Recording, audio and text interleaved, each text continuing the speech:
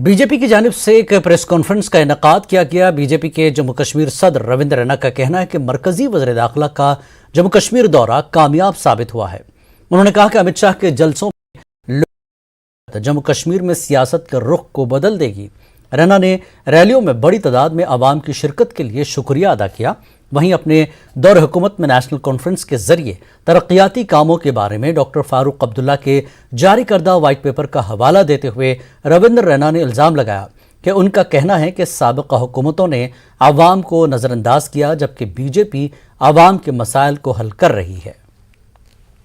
जो प्यार जनता ने राजनीतिक पॉलिटिकल रैलीज के जरिए रजौरी और बारामूला में दिया है, ये जम्मू कश्मीर के इतिहास में क्षण लिखे जाएंगे और यकीनन जम्मू कश्मीर की राजनीति के अंदर ये दोनों बड़ी पॉलिटिकल रैलीज रजौरी के अंदर हुई माननीय अमित शाह साहब की रैली और बारामूला के अंदर हुई माननीय अमित शाह साहब की रैली, ये जम्मू कश्मीर के पॉलिटिकल डिस्कोर्स को बदलने वाली रैलियां हैं।